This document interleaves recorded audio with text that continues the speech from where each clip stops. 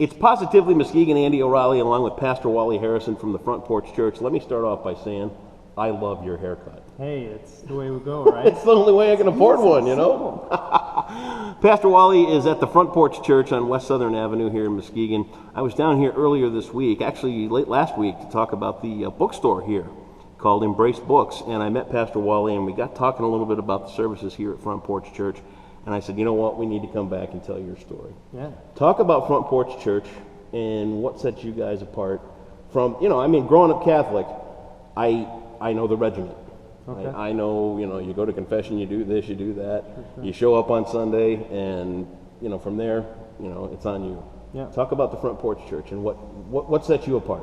Yeah. Well, we first begin with church as people, and that's the way we understand it. And so when we decided to plant a church, start a church in Muskegon, we knew that Muskegon, really any city, doesn't need another religious organization. Right. They need someone to connect with them, meet them right where they are. Sure. And so we understand God meets us right where we are, so we wanted to be a people that meet other people right where they're at. Their brokenness, their dysfunction, their hurt, their pain, their suffering, their celebration, all of it. We wanted to connect with you right where you're at, and then enter into that and say, God cares about all of it.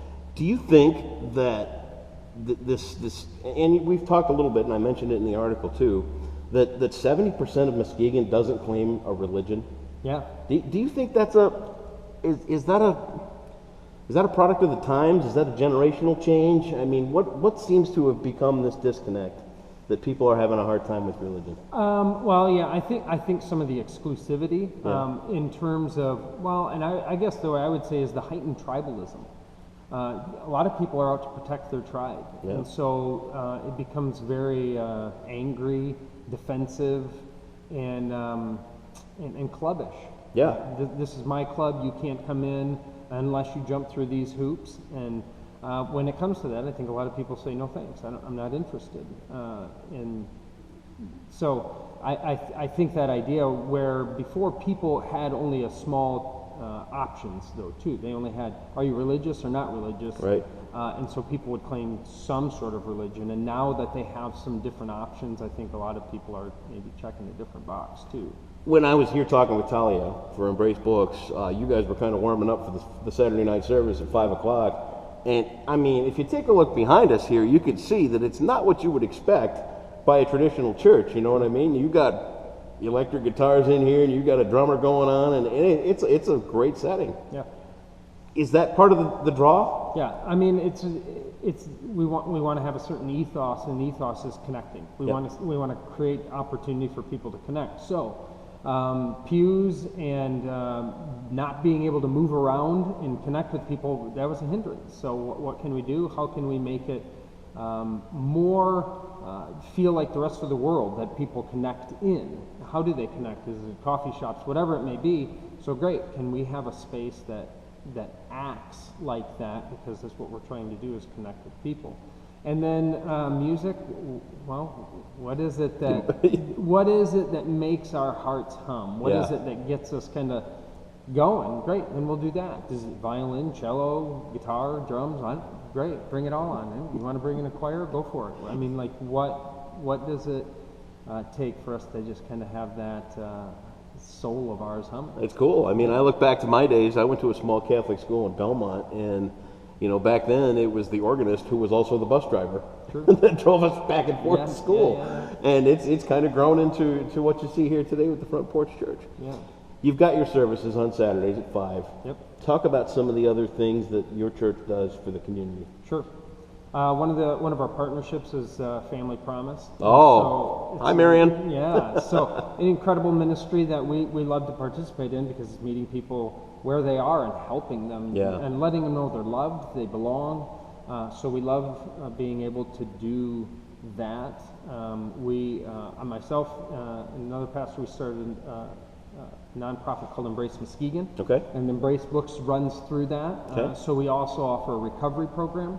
So that meets Monday night, every Monday night. Never take a Monday off. Right, you can't. This group is incredible. And so they serve anyone who might be suffering from alcoholism, drugs, depression, anxiety, divorce, Whatever it is, the way we would say it is, we're all recovering from something. Yep. And so just don't do that alone. Yeah. Gather with other people, lean on one another. And so it's a great program. They go 6:30 to 8 or 6 to 8, I believe, every Monday. So great connecting with that program. And so those are a couple of the staples, I guess. And don't think I'm saying this the bad way, but yourself, you kind of break the mold as a minister. Okay. What drew you into the ministry? Well, when I started college, I knew I was going to be a teacher. I knew when I was in high school I was going to be a teacher, a school teacher. And then in college, I went and spent a summer at a camp, at a counseling, and it was a Christian camp, and I knew there that God was saying, you're going to teach, but it's going to be a little different. Yeah. And so I very much found teaching the Bible gets me out of bed in the morning. I love it. I wouldn't have it any other way. And so I love every opportunity I get to teach people that God is good, and He loves everybody, and He meets us right where we're at. Yeah. So that gets me up, and I'm ready to go. And so then I'm just me. It fills your day. And I bring me to doing what I'm doing. So I never stepped into it to be a pastor as people, maybe religion, even sometimes is defined it as just saying, this is who I am, and this is how God has invited me to teach His word. So let's go. Let's do it. Wife, kids, the whole shooting match? Yeah. I've got 3 boys, hey, 3 really? sons, so 8, 5, and 2. Good luck on that. And they are a riot. Yeah. So they are very energetic, and they bring a lot of good life. As the church grows and your ministry grows, where do you see it going? Hopefully we can multiply. Yep. That'd be the hope. I'm not interested in a big giant church as in lots and lots of people in one space. I'd love to. Muskegon is diverse. Very. And so it needs lots of different people to connect with lots of different expressions of the church. So great. So we send people. I would love to send people. So as this room fills up, we can only do so much, right? Mm-hmm. So maybe you'd add another gathering. Great. Then what after that? Send people. Why doesn't this group of 30, 40 people go over there and start something for that group of people over there? Sure. So my hope is we'd spin off and multiply. We would plant churches. Is the Front Porch Church unique? Are there other models around the country or the area kind of like this? I'm sure you can find different things. Unique. I'm sure we in our own ways maybe, but I think people are experimenting. They're trying to create space for people to connect with God. Yeah. And that's what we're trying to do. And the fact that it looks like this, to me, it just felt like this is a Front Porch community. So what can we do in order to help people just connect in a relaxed, casual environment? I think you found it. It's pretty comfortable in here, and you can throw in some stained glass around and all that stuff. Yeah. So there's a little bit of the old tradition and some of the new stuff. It just so happens it's a stunning facility in many ways, beautiful sanctuary.